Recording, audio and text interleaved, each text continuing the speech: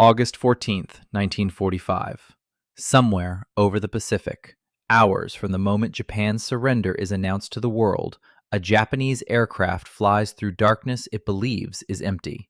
It is not.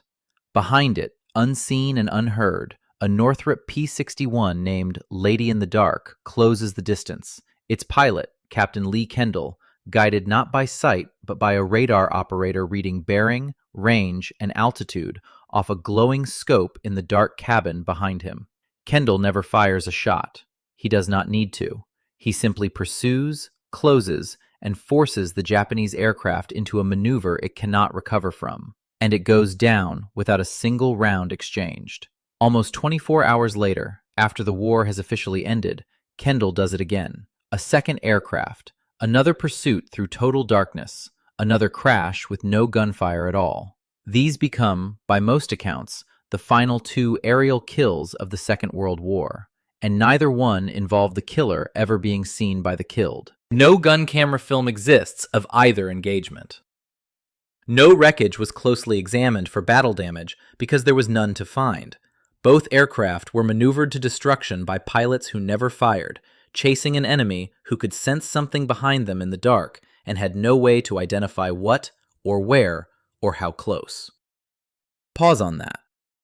That is not an accident of one strange night. That is the entire war this aircraft fought, distilled into its last two missions. This is the story of the Northrop P-61 Black Widow, the first aircraft the United States ever built specifically to hunt in darkness. A fighter so unfamiliar to the men who flew conventional aircraft that they mocked it on arrival, and so effective at its actual job that Japanese aircrews across the Pacific began treating the night sky itself as something to fear. Part 1. Born from someone else's nightmare. The Black Widow did not begin as an American idea. It began in London during the Blitz of 1940 and 1941, when German bombers came at night and British fighters simply could not find them. Existing fighters had been built to fight in daylight, by eye, and darkness made them nearly useless. Britain answered with the radar-equipped Bristol Beaufighter, and American observers watching the Blitz recognized immediately that the United States would eventually need the same capability. On November 5, 1940, Jack Northrop and his chief researcher, Vladimir Pavleka, presented a design for a dedicated night fighter to the Army Air Corps, competing against a rival proposal from Douglas Aircraft. Northrop's design won, and on January 10, 1941, the company received a contract for two prototypes. What emerged was unlike anything else in the American inventory, a twin-boom, twin-engine aircraft carrying a crew of three, a pilot, a gunner, and a dedicated radar operator, built around a 400-pound SCR-720 radar unit mounted in its nose, capable of detecting targets between 3 and 20 miles out. For 1944, that range was extraordinary. Every kill this aircraft would ever score began the same way. A radar contact, called out in the dark by a man staring at a scope, followed by a slow, deliberate pursuit towards something the pilot could not yet see. Northrop itself was a strange choice to win that contract. The company was barely a year old in 1940, still operating largely as a subcontractor for larger, more established manufacturers like Douglas, Lockheed, and Grumman, all of whom were already committed beyond capacity to other wartime programs. Northrop's willingness to take on a genuinely novel aircraft type, one with no direct American precedent to build from, gave the company its first major independent design success, and gave the Army Air Forces an aircraft unlike anything else flying under its flag. The prototype first took to the air on May 26, 1942, more than 2 years before it would see combat, a gap that reflected just how much engineering the concept still required before it was ready for a cockpit and a crew. Part 2. The aircraft nobody wanted. When the P-61 began reaching operational squadrons, the reaction from established fighter pilots was not admiration. It was ridicule. Pilots flying sleek, single-seat fighters looked at this twin-boom, three-man, radar-laden aircraft and found it, in the words of contemporary accounts, funny-looking, awkward, and odd. Skeptical fighter pilots reportedly dared the bulky Black Widow into mock dogfights, and the aircraft's price tag did it no favors either. For the cost of one P-61, the Army could field two C-47 transports or three P-38 Lightnings. The technical record backfired on early confidence, too. The aircraft suffered aerodynamically induced tail buffeting that took engineering time to solve. Its cannon armament had to be relocated from the wings to the belly. Its plexiglass nose cones had an unfortunate tendency to melt in direct sun, and the remotely operated dorsal gun turret was delayed so long that many early aircraft flew without it. Pacific squadrons received their first P-61s shipped disassembled, in some cases without instruction manuals, and crews were rushed into combat readiness with little formal training on an aircraft nobody else had ever flown. And yet, for the night fighter squadrons already operating in the Pacific, the P-61 arrived as something close to salvation. Those units had spent the earlier years of the war making do with the badly underpowered P-70, a modified A-20 attack bomber pressed into a role it was never designed for, and a handful of field-modified P-38s that lacked any radar at all. Whatever the dayfighter pilots thought of its silhouette, the P-61 was the first aircraft the Pacific's night fighter crews had ever flown that was actually built for the job they were doing. That contrast is worth dwelling on, because it explains why two entirely different reputations attached themselves to the same airplane within the same year. To a P-38 or P-47 pilot flying daylight escort missions, the Black Widow looked like a bloated, overbuilt answer to a problem that did not concern them. To a night fighter crew who had spent 1943 trying to intercept enemy bombers in an A-20 derivative never meant for the job, or in a P-38 with no radar at all and a pilot squinting into total darkness, hoping to get lucky, the P-61 looked like the first aircraft the Army Air Forces had built with their actual mission in mind from the start. Both reactions were honest. They were simply reactions to two different wars being fought inside the same conflict. One fought in daylight, in formation, in full view of the enemy and each other, and one fought alone, in the dark, against targets that could only be found by instruments. Part 3. First Blood over Guadalcanal. The Black Widow's first operational combat mission in the Pacific came on June 25, 1944, and 5 days later, on June 30th, a crew from the 6th Night Fighter Squadron scored the type's first confirmed kill, downing a Japanese Mitsubishi G4M Betty bomber over Guadalcanal. The choreography behind that kill would repeat itself, with variations, in every engagement that followed for the rest of the war. The radar operator, seated behind the pilot, watched the SCR-720's scope for a contact, then talked the pilot onto an intercept course using bearing, range, and closing speed, refining the numbers continuously as the gap closed. Only in the final seconds, often within a few hundred yards, did the pilot get a visual identification of the target, a silhouette against faint moonlight or starlight, just enough to confirm friend from foe before opening fire with four 20mm cannons mounted in the belly. There was no formation of 50 bombers to pick a target from, no wingman calling out a tally-ho, no daylight horizon to orient by. Every single kill was its own isolated, three-man hunt, conducted entirely by instruments and nerve. The 6th Night Fighter Squadron's success over Guadalcanal was followed by the types spread across the entire Pacific theater over the following year. Eventually, 8 separate Night Fighter squadrons flew the Black Widow across the region, from the Solomons, up through the Philippines, and on toward Okinawa as the war moved closer to Japan itself. Each squadron essentially had to rebuild the same institutional knowledge from scratch. How to trust a radar operator's voice in the dark over a pilot's own instincts. How to close on a contact without overshooting or losing it. And how to make a firing decision correctly and quickly once visual identification finally became possible, usually with only a few seconds of clear sighting before the moment passed. Part 4. The ace the story usually forgets. Popular accounts of the Black Widow often repeat a tidy claim that the night fighter mission, by its nature, produced no aces, that the work was too solitary, too slow, too dependent on rare radar contacts for any one crew to rack up 5 confirmed kills the way a Pacific day fighter pilot flying against massed formations routinely did. That claim does not survive contact with the record. Major Carroll Smith flew P-61s in the Pacific and finished the war credited with 7 confirmed aerial victories, including a Nakajima Ki-84 shot down over Mindoro on December 30th, 1944.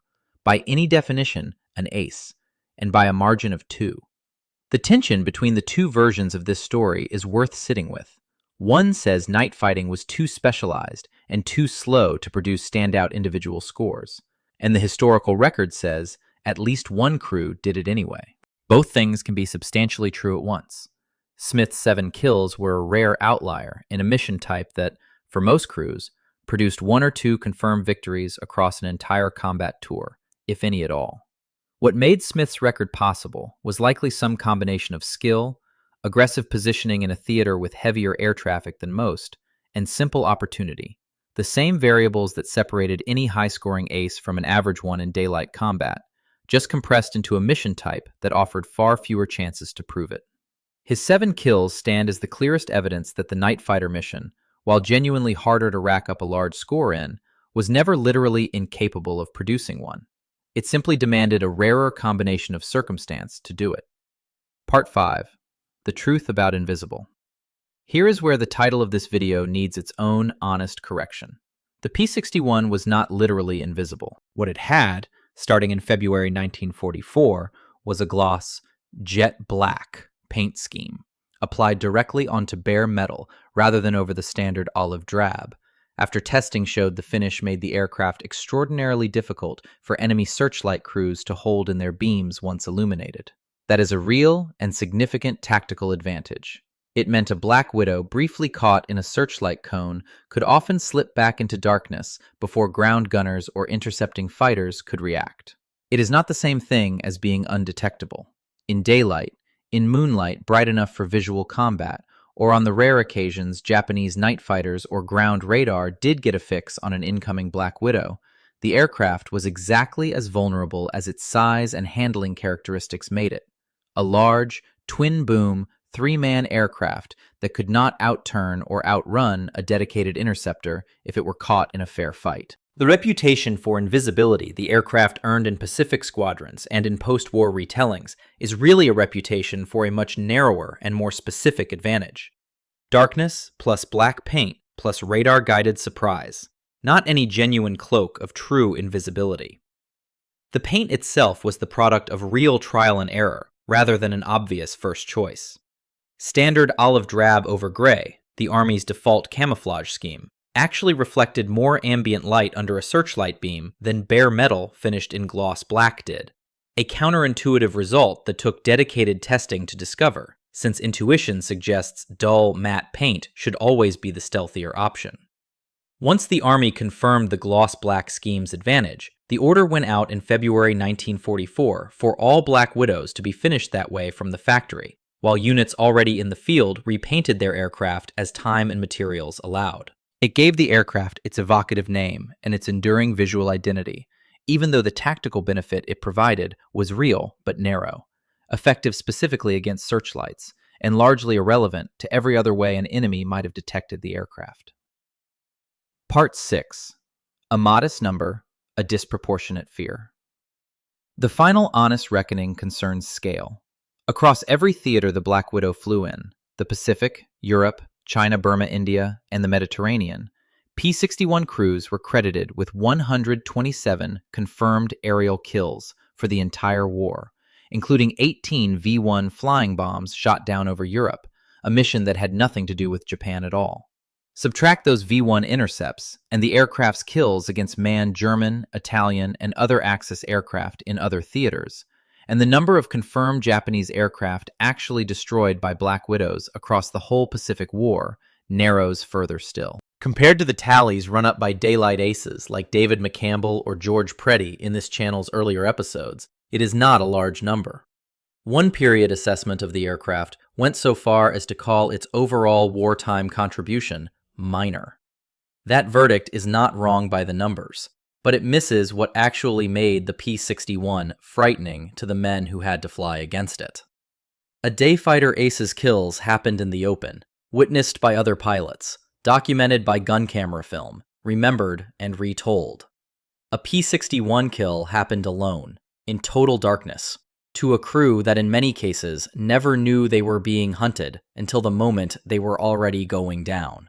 And in Lee Kendall's final 2 kills of the war, not even that, since the enemy aircraft went down from evasive maneuvering alone, chased by something they could feel closing in, but never actually see.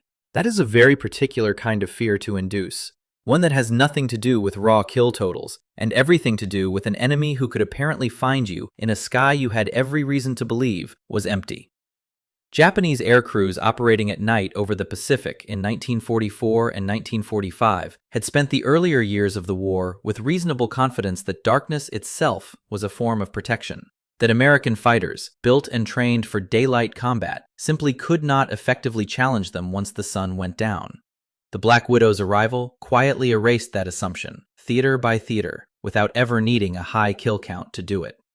A crew did not need to know the actual odds of encountering a P-61 on any given night to fly differently once they knew the type existed and was flying against them. Fear, in this sense, scales with uncertainty far more than it scales with statistics, and an enemy that cannot be seen, heard, or predicted generates exactly the kind of uncertainty that reshapes behavior long before it reshapes a scoreboard.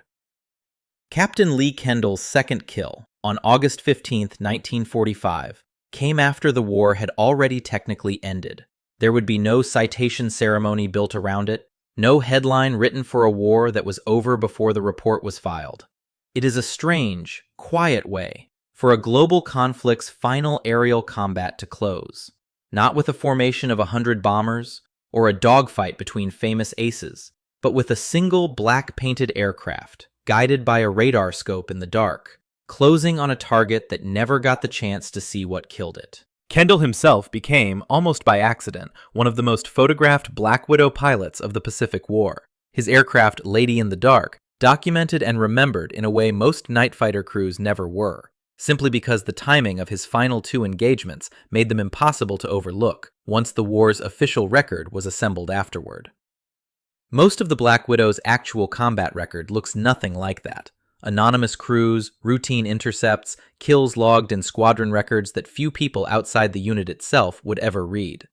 The P-61 never became as famous as the Mustang or the Corsair. It produced no roster of household name aces, earned no nickname from a grateful public, and by the early 1950s had already been replaced by the first generation of radar-equipped jets. But the idea it proved, that an aircraft could be built around its radar, rather than have radar bolted onto an existing airframe as an afterthought, became the foundation every modern interceptor still stands on.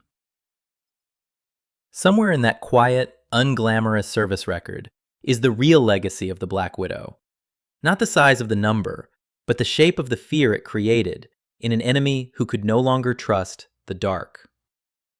Only a handful of complete P-61s survive anywhere in the world today, scattered between museum collections and long-term restoration projects. A strikingly small physical footprint for an aircraft type that once represented the cutting edge of American aviation technology.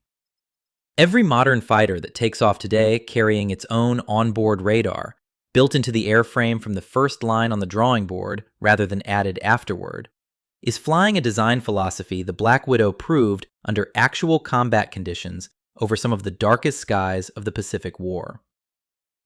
Subscribe if you want the next chapter in the story of the aircraft history almost forgot.